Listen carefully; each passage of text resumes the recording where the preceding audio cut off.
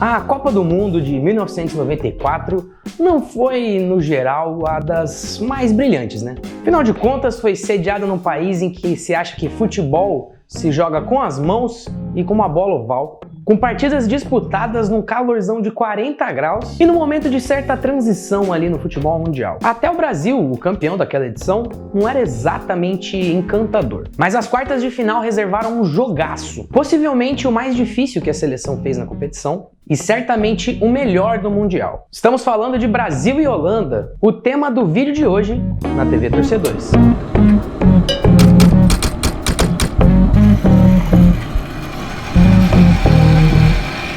Amigos, Brasil e Holanda de 1994 foi de fato um jogão. Se você não acredita, receba alguns argumentos. Primeiro, aquele jogo reuniu alguns dos principais craques dos anos 90.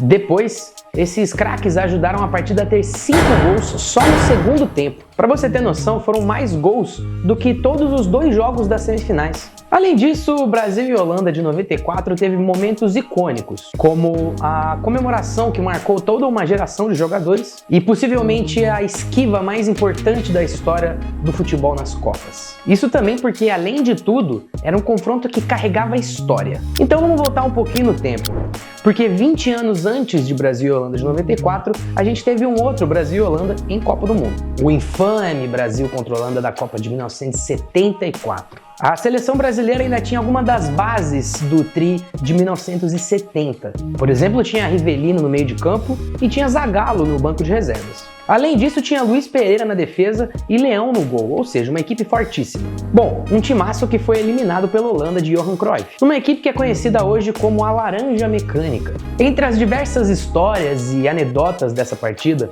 uma delas foi de que o Brasil não buscou conhecer muito do seu adversário, tudo isso baseado na falta de tradição da equipe holandesa em Copas do Mundo. Bom, tudo aquilo acabou com um baile de Cruyff, Neskens, Rozenbrick e companhia. Bom, por isso mesmo, 20 anos depois, carregados naquele sentimento de vingança, os brasileiros passaram a conhecer muito bem o seu adversário. O técnico Carlos Alberto Parreira falou em entrevistas pré-jogo sobre o camisa 10 holandês, o Dennis Bergkamp. Ele mesmo que brilhou pelo Ajax, estava brilhando pela Inter de Milão na época e que brilharia pelo Arsenal, lá na Inglaterra.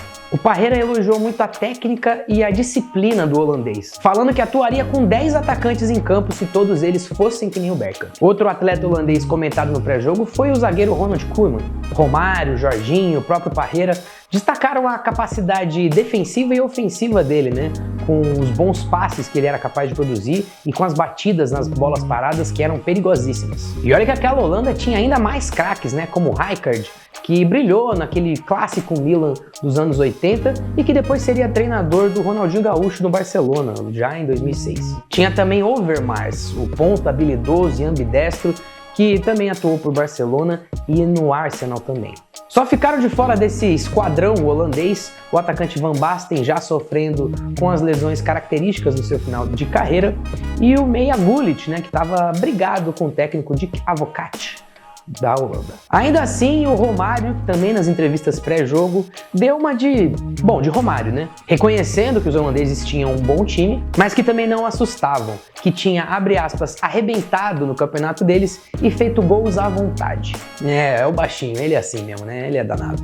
Bom, todas essas falas foram respondidas do outro lado, né? Falaram, por exemplo, que sabiam como marcar o Romário, né? Mas só não revelaram como que eles fariam isso. As entrevistas pré-jogo, aliás, foram tantas, né, e tamanhas, que teve espaço até para uma certa troca de farpas dentro da delegação brasileira, né? O Parreira, por exemplo, brigou ou trocou farpas, né, com o Romário, com o Miller, com o Zinho e até com o Branco. O lateral esquerdo, que já tinha ido para as Copas de 86 e de 1990, andava reclamando sobre a falta de espaço que ele tinha na Copa, ainda sem ter atuado, e principalmente por não ter jogado no jogo das oitavas de final contra os Estados Unidos, depois que o lateral esquerdo titular na época, o Leonardo, foi expulso por dar uma cotovelada. Bom, o Branco finalmente receberia a sua oportunidade de jogar a Copa do Mundo de 94 e seria importantíssimo. Bom, com Branco, Romário, farpas trocadas e tudo, a seleção brasileira foi escalada para as quartas de final com Tafarel no gol, Jorginho na lateral direita, Aldair e Márcio Santos na zaga e o Branco na lateral esquerda. A dupla de volantes era Dunga e Mauro Silva, os meias eram o Mazinho e o Zinho, e a dupla de ataque infernal formada entre Bebeto e Romário. Já a Holanda foi com De Gouy no gol, com Wolter, Koeman e Valk na linha de defesa, Winter, Jonk, Uyt e Rijkaard no meio de campo, e no ataque Overmars, Van Vossen e Bergkamp. Bom, com escalações como essas e com pré-jogo agitado como foi, a partida das quartas prometia muito, mas não entregou muita coisa no primeiro tempo. Para ser justo, o Brasil jogou bem até nesse primeiro tempo, foi melhor, teve maior volume ofensivo, inclusive fez uma linda jogada bem no finalzinho do primeiro tempo que poderia ter sido um gol lendário nas Copas do Mundo. E até que o duelo tático também foi interessante. Mas pô, gente, Copa do Mundo, quartas de final, pleno sabadão à tarde aqui no Brasil, não teve como 0 a 0 no primeiro tempo ter sido decepcionante. Mas tem algumas explicações. A primeira é naturalmente o calorzão de 40 graus que estava lá no estádio do Cotton Bowl, lá nos Estados Unidos. Depois, a Holanda entrou muito mais pragmática do que o Brasil esperava, né? E a seleção teve menos espaços do que tinha expectativa de encontrar nessa partida. Mas também tinha um componente estratégico nessa história toda.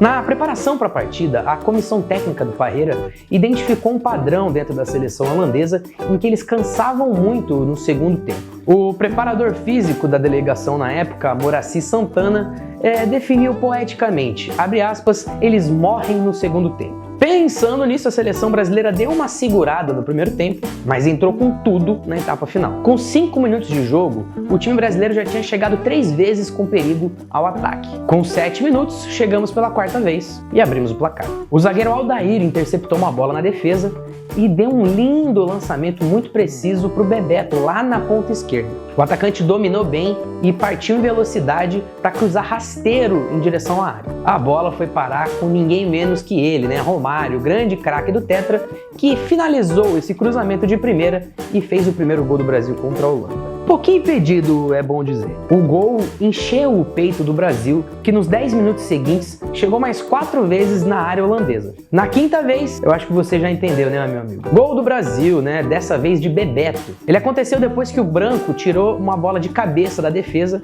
e ela estava indo em direção ao Romário, que estava claramente impedido. Só que o baixinho, esperto e malicioso, como sempre, largou o lance, fazendo a bola continuar em jogo, distraindo a defesa e abrindo o campo para o Bebeto dominar essa bola e partir em direção ao gol. O camisa 7, encapetado como estava naquele jogo, se livrou do último homem, driblou o goleiro e só não entrou com bola e tudo porque teve humildade. Gol! Curiosamente, mais do que o gol, que foi bastante bonito, ficou mais marcado a comemoração do Bebeto, que saiu homenageando o Matheus, o recém-nascido filho dele, com o hoje batizado como Embala Nenê, que teve a participação de Mazini e Romário numa cena icônica da Copa de 94 e que sai de todas as Copas do Mundo. Mas aqui termina o ato em que o Brasil se vingava com autoridade da derrota sofrida em 74 contra a Holanda. Isso porque no minuto seguinte, a Holanda dá a saída de jogo, consegue um lateral na ponta esquerda ofensiva e de lá a bola vai para, claro, Bergkamp,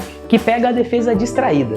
Ele consegue, para vocês terem noção, passar pelo Márcio Santos e pelo Aldair sem encostar na bola e sair na cara do Tafarel para só tocar no canto e diminuir o placar logo depois em que ele foi ampliado pelo Brasil. O gol laranja minou a confiança brasileira e lançou os europeus ao ataque. Em 12 minutos de jogo depois daquilo, só deu Holanda, né? Em 1, 2, 3, 4 vezes. A 5ª, vocês também já devem estar sabendo, eles empataram. O lance foi assim, o Bergkamp fez uma linda tabelinha pela ponta esquerda da área e finalizou em cima do Márcio Santos. A bola foi para o escanteio enquanto o camisa 10 holandês reclamava de um possível pênalti. O juiz não deu e o escanteio foi cobrado. Só que ele foi muito bem cobrado pelo Overmars.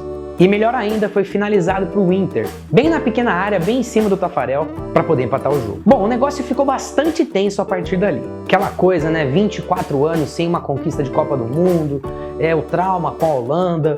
Os jogadores brasileiros admitiram em entrevistas bem depois daquele jogo e que eles ficaram com bastante receio, né, medo, temor de tomarem a virada, né. Só que, curiosamente, foi a seleção brasileira quem passou a dar as cartas depois daquele momento. Que no fim das contas não deixa de ser uma marca de uma equipe campeã, né?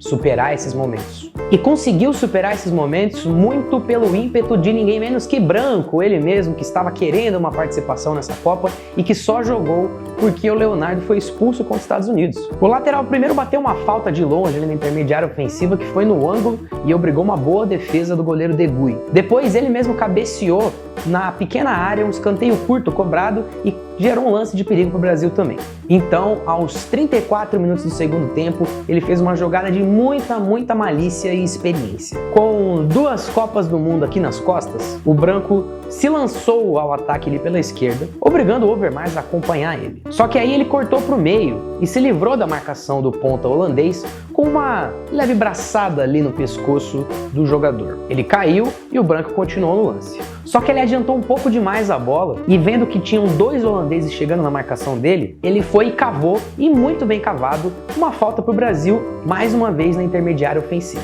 Bom, ele se preparava para bater, a Holanda reclamava da falta, enquanto isso o Raí entrava no lugar do Mazinho. Minutos depois, quando foi liberada a cobrança, ele soltou uma pancada que surpreendeu até o Galvão Bueno na hora da narração. A bola voou baixo, ganhou uma altura já dentro da área e depois voltou a cair, indo em direção à trave do lado direito, para depois entrar sem resistência no gol holandês. Ali foi uma loucura, né? O Branco saindo emocionado, apontando para o banco, o Galvão alucinado, perdendo a voz, festa ali no Cotton Bowl. E provavelmente para os brasileiros que estavam comemorando em todos os lugares, um replay passou um pouco desapercebido.